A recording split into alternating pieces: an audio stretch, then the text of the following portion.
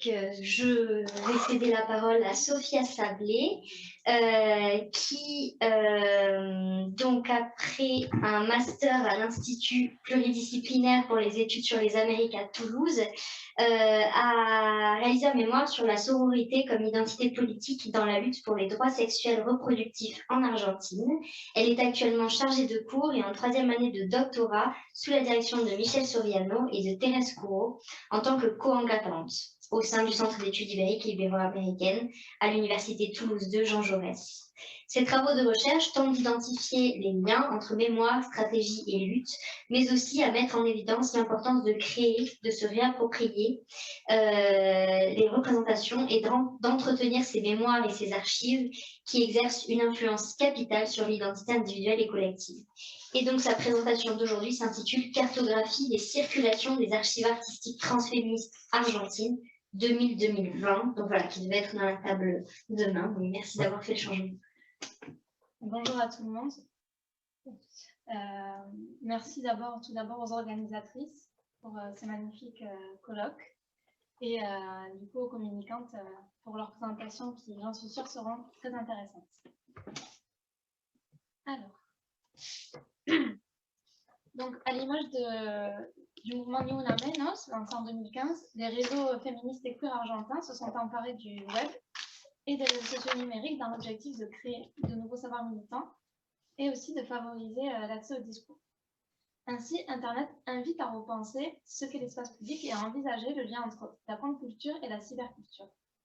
Bien que cet espace soit également soumis à des retours violents, il représente une infinité de possibilités de réappropriation des luttes et la non-médiatisation des revendications féministes ou queer, par exemple, par les médias hégémoniques, sont amenés ces collectifs et autres acteurs et actrices sociaux à repenser et diffuser leurs informations autrement. La visibilisation des violences sexistes et sexuelles, des féminicides et des transféminicides a ainsi pu être possible à l'échelle nationale et internationale. Ces mouvements se sont emparés de la question de l'archive comme puissance politique et comme vectrice de contre-discours. Donc, dans cette communication, je proposerai une cartographie des archives artistiques transféministes argentines dans un contexte restreint, donc entre 2000 et 2020, en ligne et hors ligne, en abordant les enjeux de création et de circulation des archives à partir du corpus suivant. Donc, le proyecto NUM, que je vais vous présenter après, est l'Archivo de la Memoria Trans y Potencia Tortillera. Nous nous centrerons donc sur des archives photos et audiovisuelles qui viennent interroger les corps dans les normes sexogénériques et qui marquent un déplacement dans les sujets du féminisme et de sa transversalité actuelle. Nous pourrons ainsi rendre compte des premiers travaux de récupération des mémoires dissidentes sous le prisme de 2 questionnements, d'abord les stratégies, puis les enjeux qui en découlent. Notre corpus mettra en avant la visibilisation des expériences passées, présentes et futures, des résistances et des trajectoires des corps et des pratiques via l'art. Donc, avant, un petit contexte historique et politique. Donc, au-delà de la création des réseaux, le web a favorisé le développement et la démocratisation de la production de savoir, ainsi que l'accès à l'information. Dans ce cadre, les questionnements autour de l'accès aux archives minoritaires, jugés trop restreints, se multiplient, d'autant plus qu'on considère, ou il est considéré, que les archives nationales sont un miroir du passé, représentatif et plutôt objectif. En Argentine, la question de l'archive est particulièrement sensible. Le pays est en effet profondément marqué par un passé dictatorial qui a eu et a encore des répercussions sur la gestion, la sélection, le classement et la transmission des archives. Au-delà des politiques de l'oubli sur le terrorisme d'État, les collectifs pour les droits humains déplorent la destruction et l'effacement volontaire d'archives concernant les femmes, les dissidents sexuels et les personnes racisées. Depuis la fin de la dictature, en 1983, et avec le fameux rapport, le NONCAMAX, des acteurs et actrices de la société civile, des collectifs et des organisations militent ainsi pour le droit à l'identité et l'accès aux archives. La dictature argentine a laissé des traces indéniables dans la structuration des rapports sociaux, médiatiques et politiques. L'encadrement strict des archives et les références perpétuelles qui fait l'État ont servi à légitimer, refléter et prolonger les systèmes de domination dès lors qu'elles ont été un outil essentiel à la construction d'un récit national supposément objectif Et donc, des pans entiers de mémoire, de traces, d'expériences et de récits ont été volontairement occultés, détruits et ou dispersés. Ces violences démontrent le pouvoir politique de l'archive non seulement comme outil de gestion et de contrôle, mais aussi comme vectrice d'une charge émotionnelle forte. Donc là, vous avez une image, c'est une archive du site Potenziator Tier. Hein. Je crois que c'est... Non, c'est celle-là. C'est celle-là qui est sur le côté. Ah, d'accord. Qui reprend justement les codes du Nuncamas, qui fait référence. Dans ce contexte, l'accès aux archives est donc devenu une question centrale des luttes sociales pour le respect des droits humains. Comment reconstruire une histoire et une généalogie? Comment accéder aux archives et les questionner quand elles font figure d'autorité? Un citoyen peut-il ou peut-elle créer elle-même son récit et son archive? De plus, dans le cadre des luttes actuelles, les tensions liées aux archives des mouvements féministes posent également problème, que ce soit au niveau de l'accessibilité et de la visibilité ou en ce qui concerne la production et la création d'archives. Autant d'interrogations centrales au sein des collectifs féministes et queer. Donc, la nécessité de création et de circulation d'archives de groupes minorisés, et dans ce cas particulier celui des femmes et des dissidentes sexuelles qui luttaient par exemple pour la légalisation de l'avortement en Argentine, accompagnait une volonté d'autonomie, d'émancipation des systèmes d'oppression et de fait, la possibilité de s'emparer de son agentivité dans le but d'élargir la démocratie à toutes et à tous.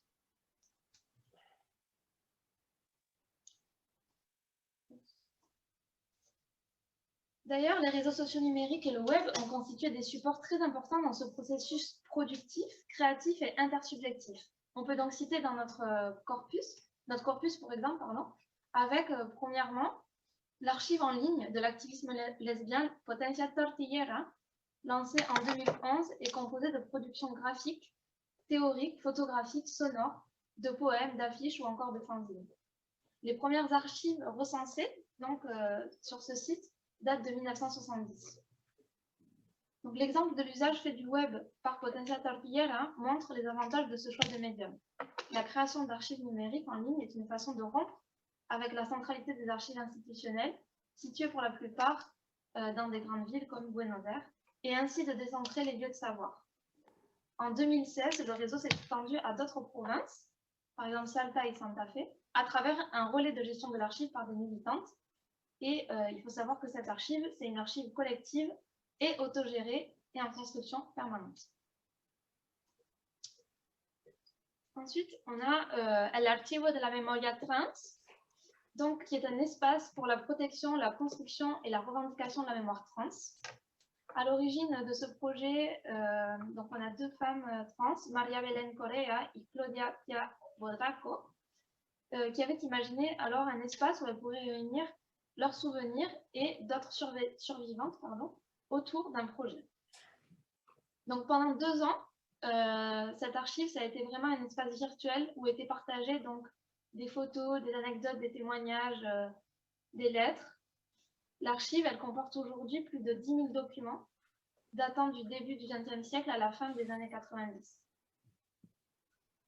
Donc on a vraiment beaucoup de ressources sur cette archive et l'objectif, c'est de devenir un organisme de référence documentaire et une mémoire collective des identités trans.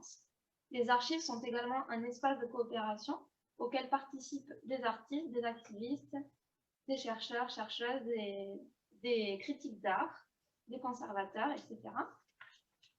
Justement dans le but de concevoir de nouveaux projets.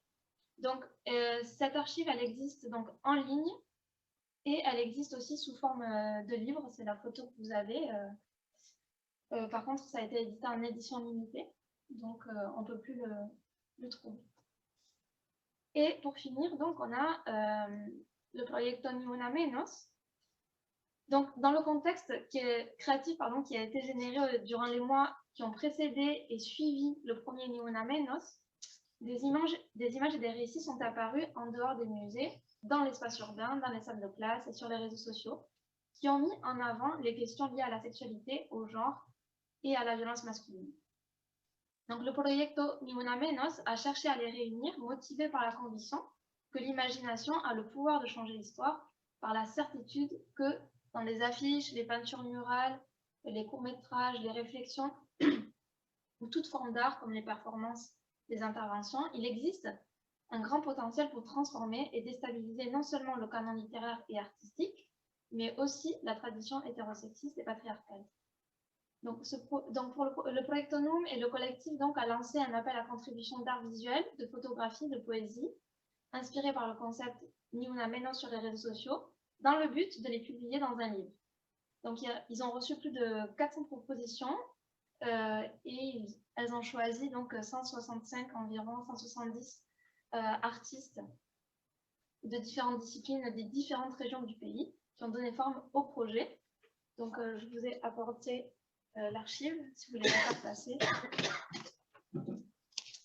Donc, à l'heure de l'image, où tout tend à se passer dans l'éphémère du virtuel, justement, le format du livre est apparu comme le meilleur moyen de documenter ce moment clé de la culture transféministe argentine. Sa persistance dans le temps implique de le relire non seulement comme un souvenir, mais aussi comme une pratique de compilation et de resignification constante. Chaque fois qu'un livre est ouvert, la force de ce suivi entre ses couvertures est réinventée et actualisée. Donc, il y a une archive aussi en ligne et elles ont une page Instagram qui est très très bien référencée. Donc, ces archives proposent toute la création d'un espace coopératif dans lequel les subjectivités peuvent s'exprimer afin d'entretenir une mémoire collective et plurielle qui marque la transversalité et le déplacement des sujets féministes depuis une perspective esthético-politique. La relation entre art et genre a surgi comme une nécessité d'articuler des pratiques politiques et combattre les oppressions qui impliquent les collectifs féministes. Donc, les interrogations des différents groupes du corpus se sont tournées vers les corps soumis à ces restrictions et régulations. Par exemple, quel corps laisse-t-on mourir en silence alors que d'autres, par exemple, peuvent avorter dans de bonnes conditions? Il s'agit donc de mettre en lumière l'imbrication des systèmes d'oppression, racisme, hétéronormativité, capitalisme, etc., dans le contrôle et la gestion des corps. Face au pouvoir institutionnel, le mouvement transféministe cherche à faire corps collectivement face aux inégalités et à la précarité. Les groupes inscrivent ainsi leur action et leurs approches du corps depuis une perspective artistique qui permet d'appréhender les processus et les acteurs sociaux hors du cadre cis-hétéronormatif et laisse la possibilité d'imaginer un nouveau sujet. Et plus largement, penser et mettre fin aux stigmates et aux injonctions attachées au corps genré, par exemple l'obligation d'élever des enfants, d'accoucher ou de donner du plaisir.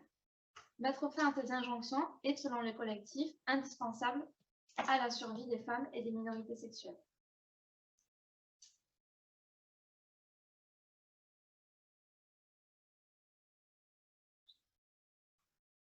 Alors, comme je l'ai évoqué précédemment, l'archive est un lieu de pouvoir où les dynamiques d'oppression subsistent, y compris dans les archives féministes et LGBT, où les questions de représentation sont déterminantes, puisque les sélections pratiquées par les institutions vont perpétuer des logiques d'oppression. Donc, comme je l'ai dit dans l'introduction, la destruction et l'effacement systématique des mémoires subalternes forcent à repenser aujourd'hui ces processus de création et de remémoration, non pas comme des archives qui vont venir forcément combler les silences du passé, mais plutôt comme des archives performatives de présent souhaitable et de futur possible. Les actions et manifestations artistiques tiennent ainsi un rôle important dans ce processus de déplacement de l'archive politique. L'articulation entre les luttes féministes, les dissidences sexuelles et l'artivisme a en effet contribué à renouveler les réflexions sur l'archive, aussi bien sur les enjeux de visibilisation que d'autogestion. D'une part, le manque de visibilité, de représentation et de points d'ancrage ont en effet amené les collectifs à repenser ces processus de création d'archives propres. C'est pour cette raison que ces groupes souhaitent aujourd'hui avoir leur propre centre d'archives, les faire vivre et pouvoir établir leur propre chaîne de l'archive, de production, sans que cela implique de rester pour autant à la marge. Donc, il y a déjà des centres d'archives féministes LGBT qui existent en Argentine, qui sont indépendants.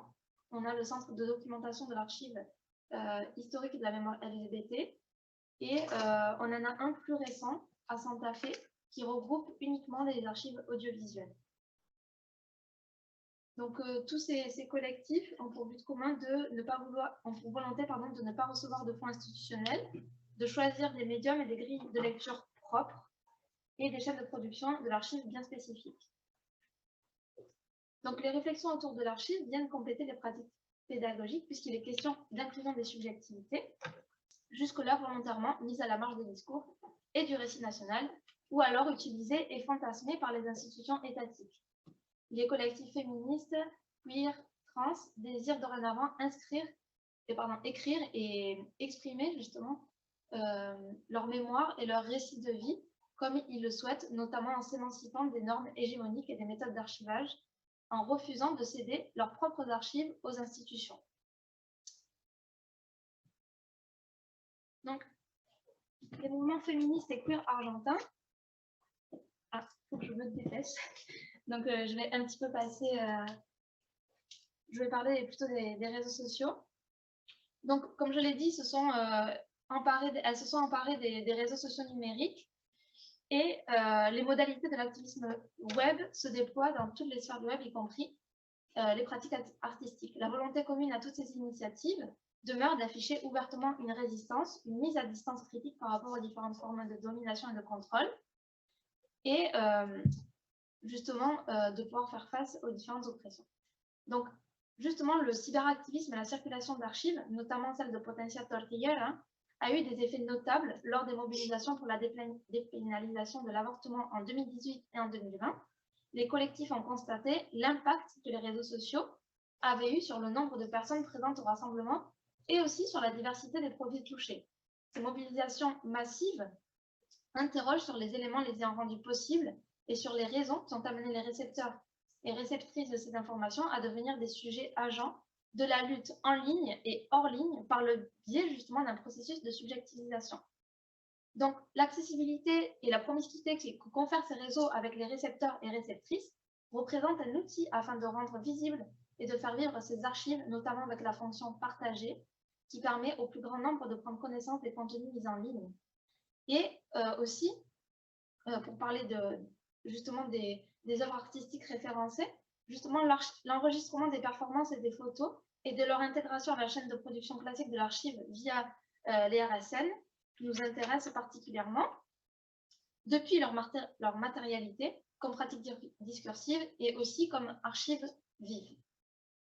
Donc plus encore, par exemple, l'expérience d'une archive, d'une performance, ce qui va nous intéresser, c'est les changements que cette archive va induire sur les récepteurs et réceptrices, comme une possible prise de conscience de la multiplicité des corps et des identités.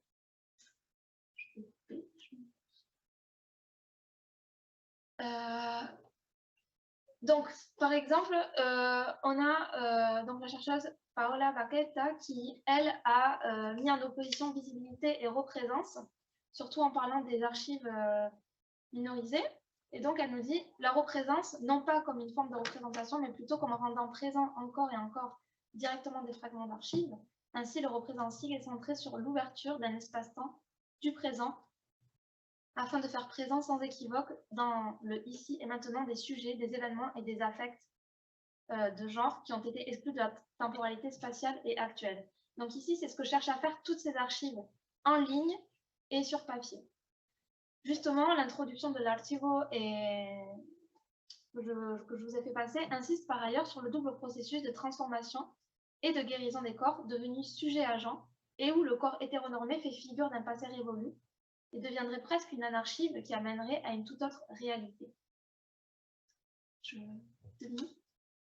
Donc, je vais conclure. Donc, aussi bien les archives que les éruptions urbaines qui sont archivées sont une force considérable et amènent à questionner la visibilisation esthético-politique de cette multitude, mais aussi, plus tard, la représence qui devient au final maintenant plus important que la visibilisation pour certains collectifs. Donc, la visibilisation de la multiplicité des corps individuels et collectifs et les réactions qu'elle génère oblige aussi bien les performeuses et artistes que les récepteurs et réceptrices à poser la question de ce que recouvre la catégorie femme, exhibant la pluralité des sujets qui ne rentrent pas dedans, mais aussi des éléments qui les excluent de la citoyenneté à part entière. C'est via ce type d'archives productrices et performatives que l'imagination d'un sujet sans aucune identité ni trajectoire reproductive, morale, sociale et économique devient possible. Donc, toutes ces réflexions, ateliers, archives menés par les différents groupes et collectifs de ce corpus ont créé des espaces de savoir-pouvoir contre-hégémoniques. Leurs archives sont à la fois des témoignages et des actrices d'un changement qui a bousculé les codes d'une corporalité depuis déjà longtemps remise en question par l'activisme artistique féministe en venant discuter la binarité sexuelle et de genre afin de transcender les catégories, voire de s'en désidentifier. Les actions de représence et l'expérience de création d'archives ont permis de créer des espaces éphémères à partir desquels de nouveaux sujets, nomades, en transition, agents de leur propre corps, de leur vie, de leur maternité et de leurs désirs ont pu voir le jour. Ces nouveaux sujets exprimés au travers de la pluralité des corps sont les archives vives d'un présent et d'un futur possible. Merci.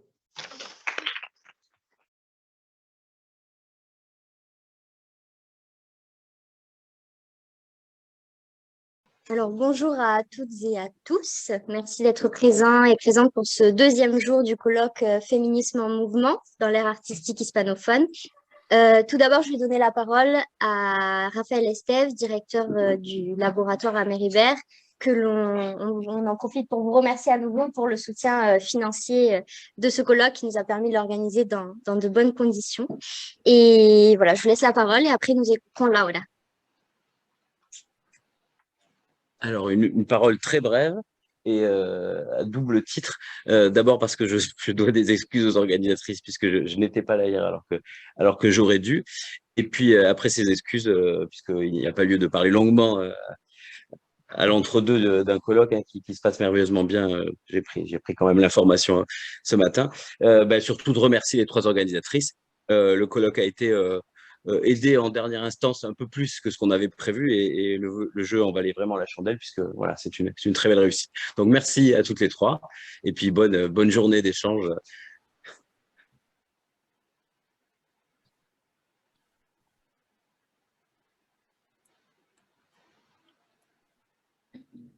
Et sur ce, on commence avec la première table qui s'intitule La matérialité dans les pratiques féministes, circulation d'archives et de manuscrits. Voy a abrir la primera mesa que se titula La materialidad en las prácticas feministas, circulaciones de archivos y manuscritos. Y bueno, te voy a dar la palabra, Laura, en un ratito. Primero te voy a presentar. Laura López Casado es licenciada en periodismo a través de la Universidad Complutense de Madrid desde el 2009 y licenciada en Comunicación Audiovisual por la Universidad Rey Juan Carlos desde el 2011. Posee el título de Máster Igualdad y Género en las Ciencias Sociales adquirido en la Universidad Complutense de Madrid en el 2016. Fue admitida en el programa PhD Comp Universidad de Lisboa en el curso 2017-2018 y se le otorgó una beca para la realización de sus estudios sobre fanzine feministas y queer en España y Portugal en el 2018. Y su ponencia se titula Fanzine feministas y queer, haciendo feminismo a través de la práctica y cambiando la práctica a través del tiempo. Te doy la palabra ahora mismo, Laura.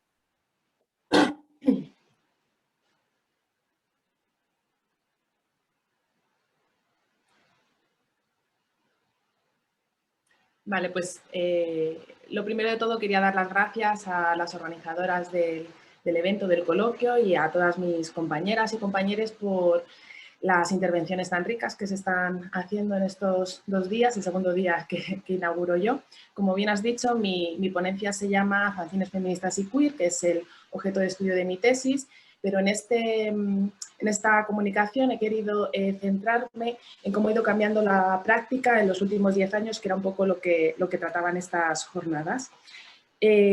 Bueno, pues una de las cosas que más me interesan de los fanzines es que hay pensadoras como Adela Celicona o como Pierre Meyer que dicen que a través de la realización de estos fanzines realmente lo que se está haciendo es poner en práctica el feminismo. La materialidad de estas publicaciones ofrece un objeto de análisis que refleja y que contiene momentos culturales y políticos que han influido de una forma u otra a los propios movimientos. Mi propuesta de comunicación para la jornada de hoy será analizar algunos de los fanzines que se han hecho en España y en Portugal, que se ha publicado en la última década, poniendo especial atención en las estrategias de difusión y teniendo en cuenta su actual rasgo transmedial, ¿no? Las consecuencias en los cambios de modelo tradicional analógico de los fanzines inciden directamente en cuestiones como la estética, la comunidad feminista e incluso las relaciones transnacionales del movimiento. ¿Cómo ha afectado, ¿no?, en definitiva, Internet y las nuevas tecnologías a estas publicaciones analógicas?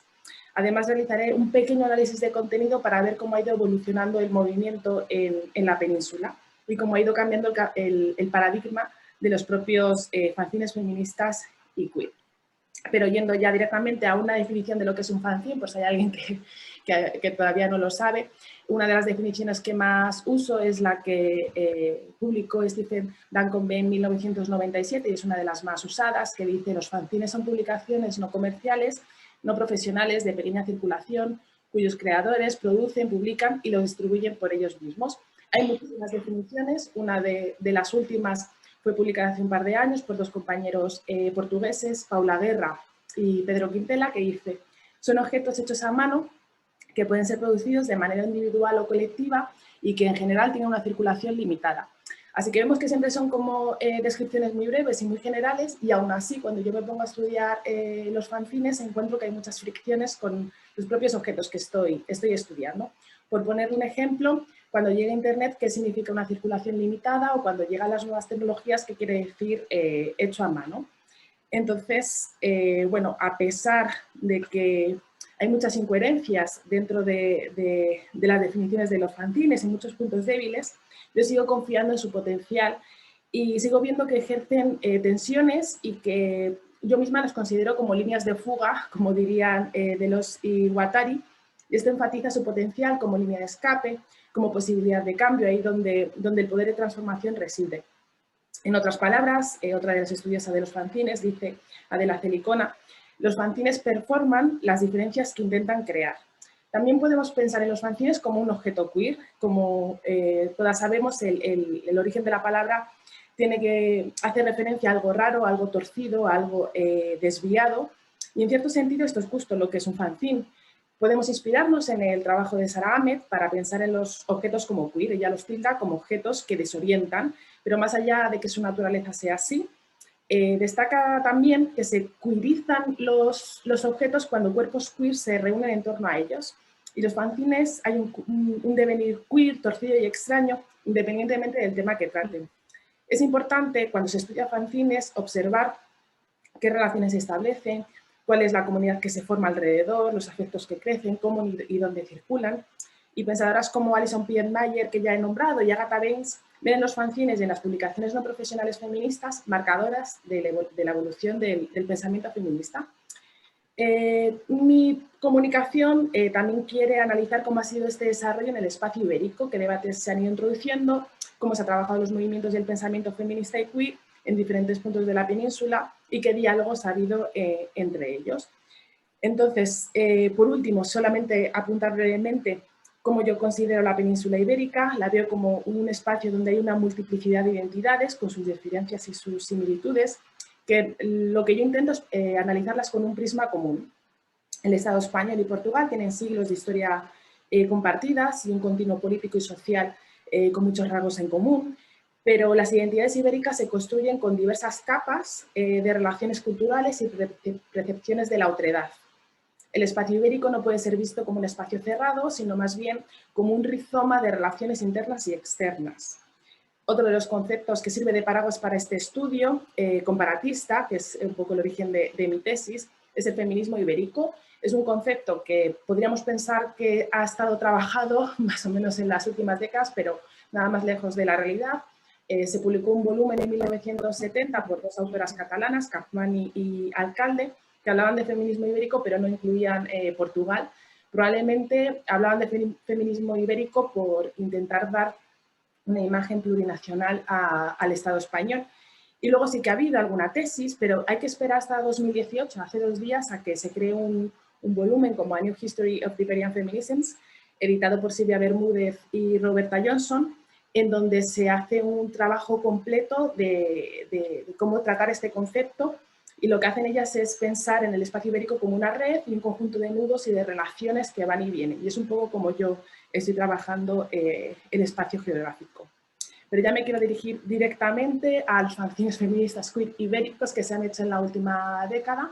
Hay una explosión de estos fanzines en los últimos 10 años, debido principalmente por dos razones. La primera es porque efectivamente el movimiento feminista y queer ha vivido unos años de una gran expansión, pero luego hay otra razón que parece menos evidente, ¿no? Y aquí voy a utilizar las palabras de Clark Parson, que dice que su gran difusión, la de los fanzines, no ha sido a pesar del crecimiento meteórico de los blogs y las redes sociales, sino a causa de ello. Y esto es pues, una afirmación un poco insospechada al principio, porque desde el mundo de los fanzines, cuando empiezan a crearse alternativas como los blogs o como las redes sociales, enseguida se sienten amenazados y empiezan a definirse como algo absolutamente tangible, que no tiene nada que ver con la digitalización y que de hecho cuando se habla de Internet y de las redes sociales y de las nuevas tecnologías, siente que el fanzine, Laura del fanzine, ¿no? Utilizando este concepto benjamiano, estaba en peligro. Y se ha escrito mucho sobre que un fanzine no es un blog, y yo creo que a estas alturas ya sabemos todas que un fanzine, o muchos de nosotros sabemos que un fanzine no es un blog. Y bueno, pero lo interesante ha sido cómo se han transformado la filosofía del do it yourself, de la autogestión por parte de lo analógico a lo digital.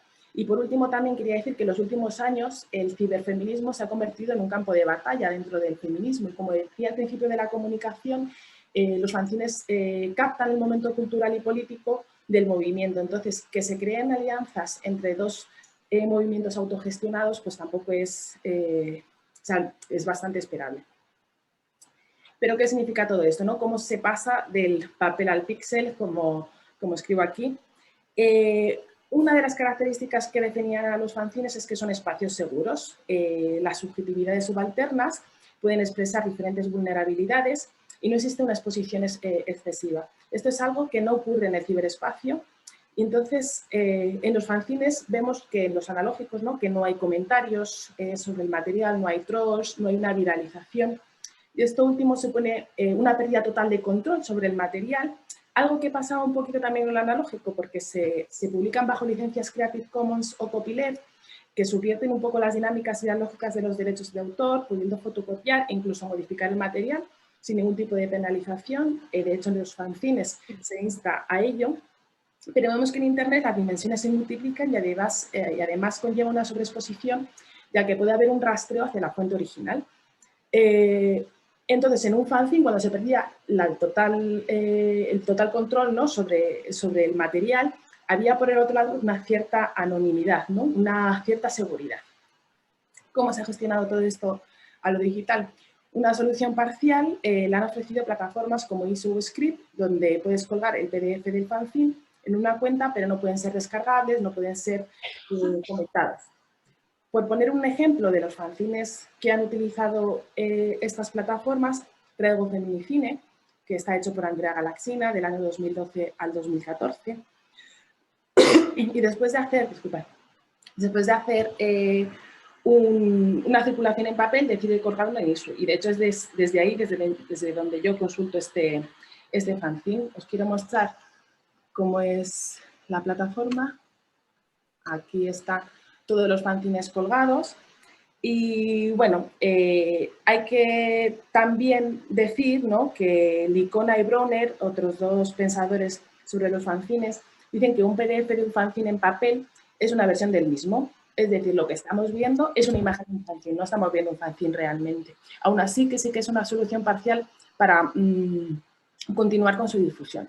Y como decía que los fanzines son espacios que recogen su momento cultural y político, por ejemplo, en este fanzine, cuando Andrea Galaxina decide dejar de hacerlos, dice lo siguiente. Dice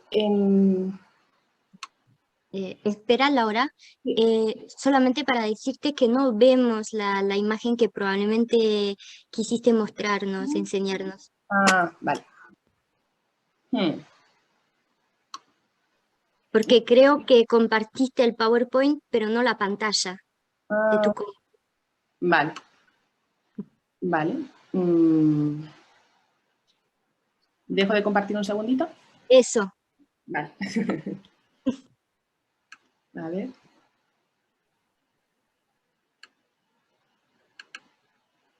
igual así ya.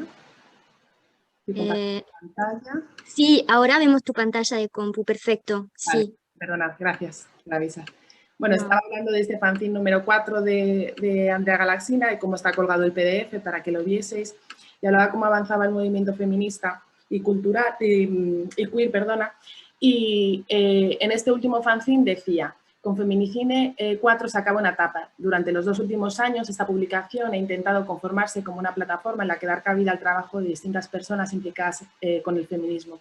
La de compartir información que nos ayudase a generar contenidos, redes y un espacio en el que la reflexión y la inspiración funcionasen como armas. Podríamos decir que ese espacio ya se ha generado, que nos podemos sentir orgullosas de haber contribuido a sentar una base sobre lo que construir algo importante, algo que ya está ocurriendo. Es por ello, porque ya está ocurriendo, porque chicas de aquí y de allá están trabajando en sus fanzines, en sus programas de radio, con sus grupos de música, con sus festivales, que la andadura de Feminicine acaba aquí.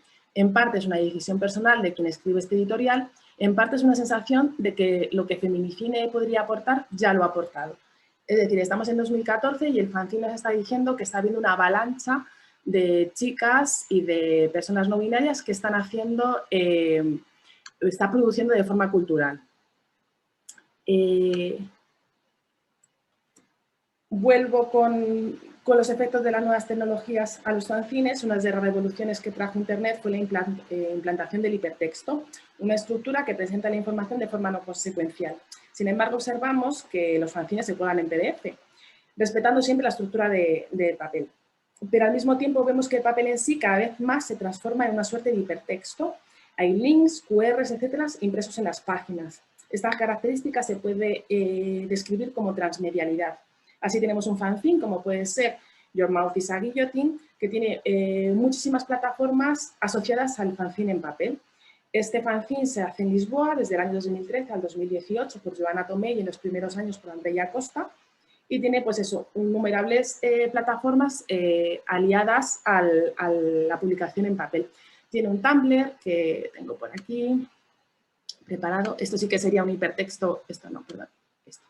Un hipertexto tal y como lo conocemos, lo va llenando de contenido relacionado con la línea editorial del fanzine, hay el enlace de ISU para poder consultar el primer número de Your Mouth is a Guillotine, imágenes de los mercadillos, de las presentaciones, los nuevos números, etc. Pero no solamente tiene su Tumblr, sino que también tiene 8Tracks, que es donde cuelga listas de música, sería un proto Spotify, ¿no? de hace unos años, donde puedes en todos los números cuelga la dirección de una mixtape que luego tú puedes, al mismo tiempo que estás leyendo el fanzine, ponerte la lista de música. Hacen que todo sea una experiencia más completa, ¿no? Por supuesto tienen sus redes sociales, que luego hablaré más detenidamente de las redes sociales y los fanzines, pero también tiene un YouTube asociado y, por ejemplo, hace hasta un tráiler de su segundo número. Os lo voy a poner para que lo veáis y espero que lo escuchéis.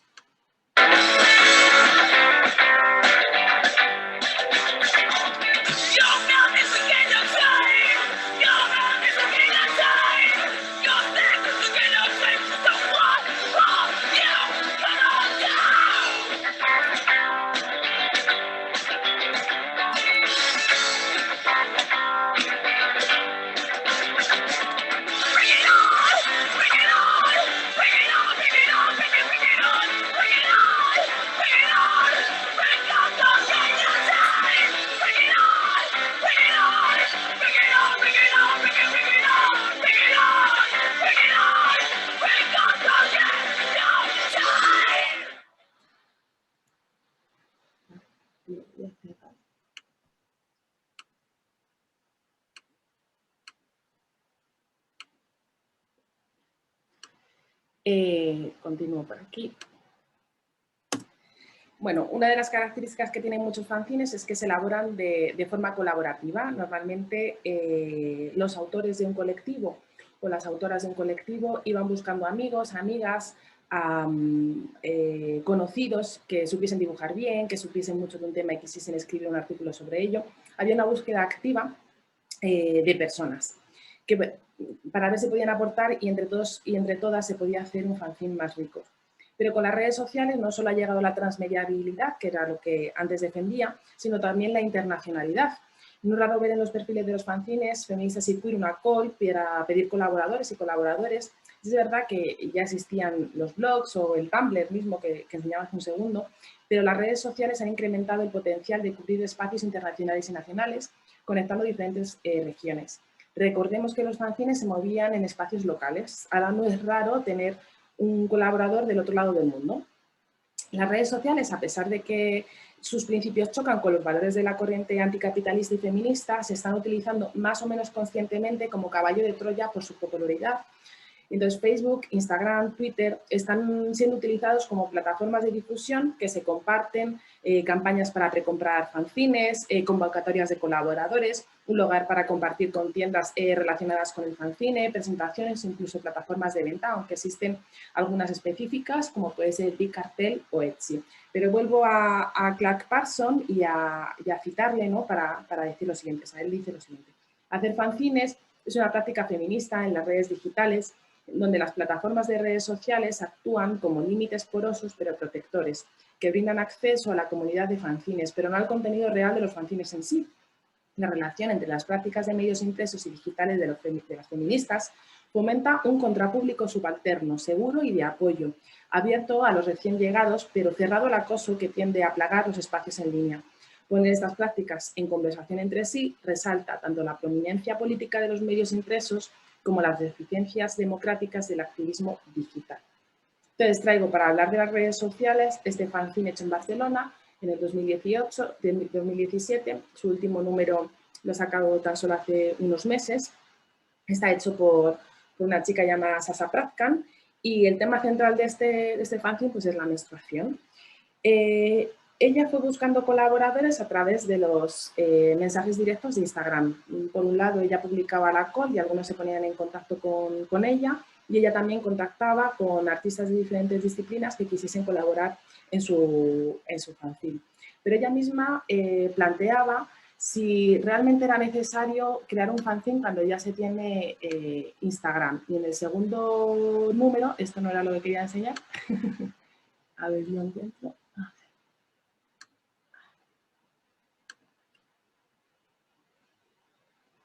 En su segundo número, decía lo siguiente: al ver que somos tantos, me he planteado si seguía siendo necesaria un regla fanzine en papel, cuando es mucho más sencillo transmitir conocimiento y transmitir arte a través de un post de Instagram. Pero entonces pienso que si regla es un espacio para hablar de menstruación desde nuestros cuerpos, desde algo tangible, tal vez sí que tiene sentido leernos también desde algo palpable, desde el papel. ¿No? Vemos como Sasa Pratkan es bastante activa, publicando contenido relacionado con el fanzine en este perfil. Una de las personas con las que contacta es con Cass Clemer, que participa en el primer número y dice, es una activista, es una persona no binaria, activista, que defiende "Periods are not just for women". Y lo cual está mucho en sintonía con el fanzine, ya que desde el número 1 dice Sasa Pratkan lo siguiente: desde Regla queremos aclarar que somos conscientes de que hay mujeres que no menstruan y personas menstruantes que no se identifican como mujer. Y aquí también lo quería traer este ejemplo para ver cómo va evolucionando el pensamiento feminista y queer, porque ella en una entrevista que le hace un medio digital dice que no considera que su fanzine sea feminista o queer, porque no siente que haya leído lo suficiente para poder editar un fanzine de esas características. Y sin embargo vemos cómo ha ido calando todos los argumentos y todas las propuestas feministas y queer, y ella misma los está poniendo en práctica sin darse cuenta. Y por ultimísimo, quería hablar brevemente de cómo subir los fanzines a internet puede suponer crear una especie de archivo. Es verdad que se digitalizan los fanzines y pueden ser accesibles incluso fanzines de décadas anteriores, y puede crear también nuevas influencias dentro del movimiento, creando hasta que pensamientos contemporáneos que ya han sido separados por décadas se encuentren. Y también es cierto que hay mucha gente que tiene muchos fanzines en su casa, archivos personales que están cogiendo polvos en caja, en estanterías, y si se digitalizan puedes hacer que ese material privado y físico se convierte en algo público y accesible. Y sí que estamos hablando de poder crear una memoria colectiva en red, ¿no? Sería como lo mejor que podría pasar si continuamos con esta tendencia de digitalizar los fanzines. Pero yo también quería recordar que al igual la digitalización, a pesar de contar cómo se ha ido transformando, cómo se ha ido contaminando en el buen sentido de la palabra las prácticas autogestionadas de lo analógico a lo digital, igual tampoco es la solución definitiva. Primero, porque como he mencionado al principio, un PDF no es un fanzine, sino es una imagen de un fanzine, es otro material que hay que tenerlo en cuenta. Luego, porque también hay una cuestión política dentro de los materiales efímeros. Y por último, porque no hay una seguridad de permanencia en estos espacios. Es decir, mismamente digitalizarlo no evita que no sea efímero. Por ejemplo, un fanzine del 2004, As Más Perrilleiras, que es un fanzine gallego queer, nombra en su primer número que han podido consultar un par de números de Non Grata, un fanzine hecho en los 90 por un colectivo, uno de los primeros colectivos queer en el Estado español, las LSD, que hacen su fanzine en los 90, creo que ya lo he dicho. Y fueron una de las primeras agentes que trajeron la teoría y movimiento queer al Estado español. A pesar de los años, vemos como hay una contemporaneidad en el discurso de las Más Perrilleiras con ellas y, sin embargo, aunque hacen referencia de la página web donde han sacado el enlace para poder consultar los fanzines, en la actualidad esos enlaces están muertos. Creo que ya como investigadoras nos hemos acostumbrado también al 404 not found, ¿no? Que a veces nos topamos cuando estamos haciendo búsquedas en Internet. Esto solo para recordar que la digitalización también puede ser efímera. Y bueno, dicho esto, simplemente no traigo ni siquiera conclusiones porque es algo en lo que sigo trabajando y sobre lo que sigo investigando, ¿no? Estas relaciones entre lo digital y lo analógico y en los espacios autogestionados. Y bueno, pues solo quería dar las gracias por atenderme.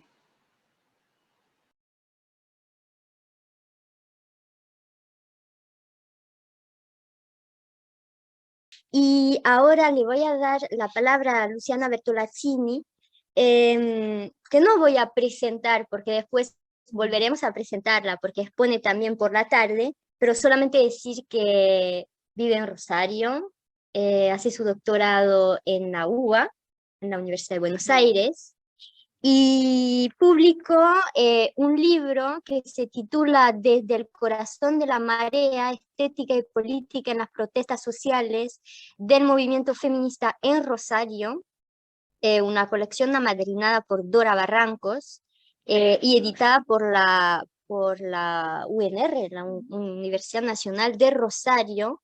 Las que están en Argentina podrán encontrarlo muy fácilmente. ¿Dónde? En librería. En librerías. Estaba también en la Feria del Libro, en Buenos Aires, que felicitaciones.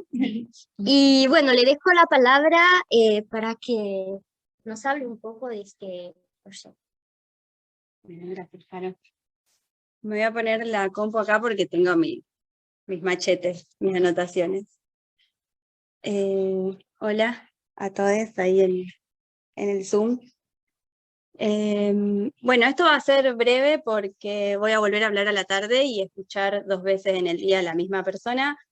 Es un plomo, como decimos en Argentina, así que vamos a algo breve.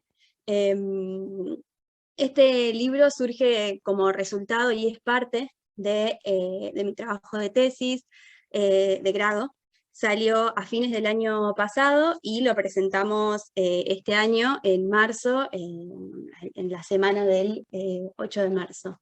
Del 8 de marzo, sí. ¿Está bien? Sí.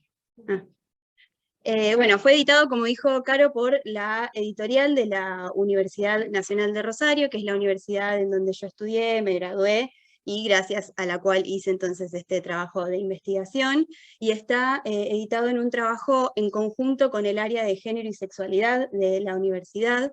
Es una apuesta, digamos, entre esos espacios. El propósito del libro es analizar la estética y política en el activismo feminista, en protestas sociales, fundamentalmente a partir de lo que sucedió a partir de 2015, que es ese acontecimiento más conocido por todos como la emergencia de Ni Una Menos, Y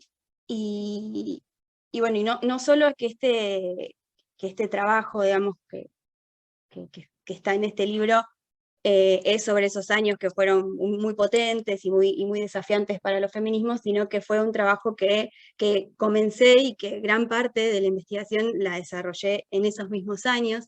Entonces tuvo que ver un poco con haberme visto envuelta, como muchos nos vimos en ese contexto, en ese proceso mismo que estoy analizando, que me movilizó, por supuesto, y me generó interés en poder conocer qué pasaba, detenerme un poco más puntualmente en qué era lo que estaba pasando en esa masividad creciente en la calle.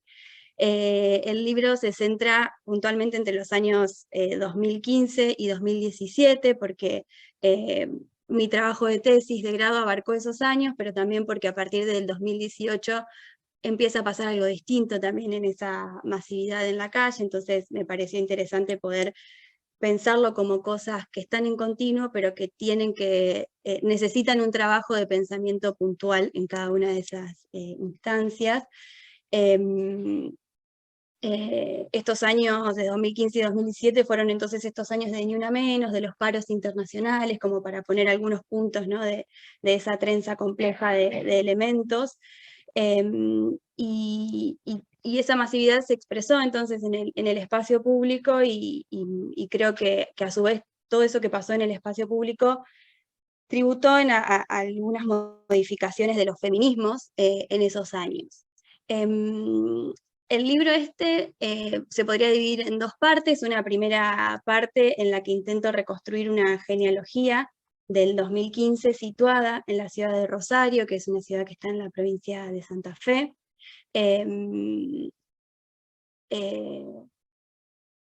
La idea de construir esta genealogía tiene que ver con que mucho se dijo en los feminismos que ese 2015 no había surgido de la nada, no es que era un nacimiento de una novedad sobre una hoja en blanco, sino que tenía que ver con un proceso de larga data, y si bien fue un momento que trabajó o que tuvo cierto grado de espontaneidad, donde hubo una mirada estratégica específica en un momento determinado, lo cierto es que entonces trabajó sobre todo una historia de militancias que llegaron a ese presente para revolverlo y para proponer alguna cosa distinta. Entonces, lo que me interesó a mí era ver cómo ese proceso se había dado en Rosario, y en un doble juego. Por un lado, la posibilidad de reconstruir una genealogía local, recuperar una historia de militancias muy rica en la ciudad de Rosario, y por el otro lado, con una apuesta por descentralizar la producción de conocimiento en Argentina, que no suele mirar a otras ciudades que no sean Buenos Aires, ¿no?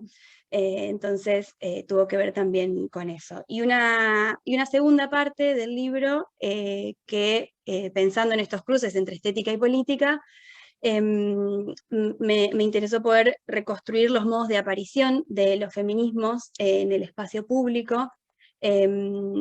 Ahí propongo esa reconstrucción de la aparición en 3 estéticas en la calle, a partir de tomar en cuenta una serie de herramientas expresivas que reconfiguran y combinan algunos repertorios que algunos tienen que ver con alguna producción específica de los feminismos, pero que otros tienen que ver con recuperar repertorios de diverso origen, de otras luchas sociales, de otras tradiciones. Y estas formas de aparición de los feminismos en el espacio público, si bien yo hago un ejercicio analítico en poder diferenciar tres grandes estéticas en la calle, lo cierto es que siempre hay que poder pensarlas en su coexistencia y superposición.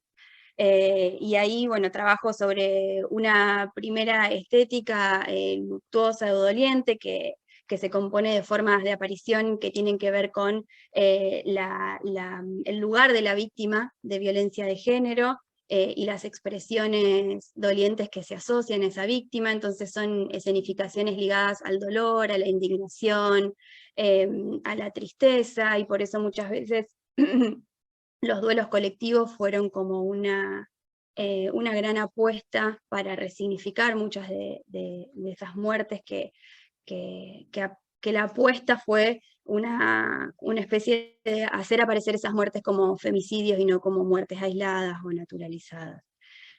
Y una segunda estética en la calle que se orienta a exaltar más la acción política de los cuerpos en un sentido más combativo, si se quiere, o de una forma más guerrera, porque esta estética tiene que ver con un... No, gracias. Tiene que ver con una exaltación del ejercicio de la lucha, ¿no? Como una especie de, una apuesta por resignificar toda esa angustia y el dolor. Y una tercera estética que podría ser denominada como una estética festiva, que en realidad tiene que ver con una apuesta por el carácter festivo, y por eso aparecieron esta idea de vivas y libres nos queremos, o nos mueve el deseo.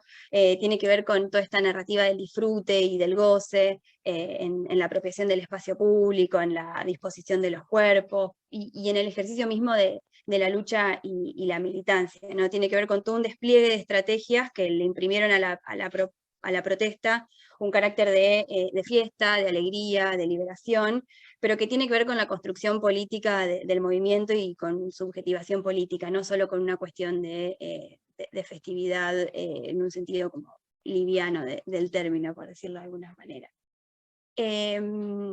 Bueno, esa es la propuesta del libro. Algo interesante también para decir es que forma parte de una colección mucho más amplia, en esta apuesta que comentaba al principio de la editorial de la UNR y del espacio de género y sexualidad de la misma universidad. Es una colección que se llama Apuntes Feministas, y que fue una apuesta de estos espacios por la producción de conocimiento local, regional, en Rosario, atravesados, o sea, una producción de conocimiento atravesada por el feminismo y la perspectiva de género, que tuvo que ver también con romper, si se quiere, un poco la barrera de circulación de la producción académica, que muchas veces queda como, ¿no?, rondando en un mismo eje, y que son muchas veces los vicios que sin querer, o a veces queriendo, se cometen desde la academia. Entonces, creo que esa apuesta es una de las cosas interesantes de la colección en la que este libro se editó. Con eso cerramos esta presentación. Les agradezco el espacio para poder hacerlo también a mis compañeras.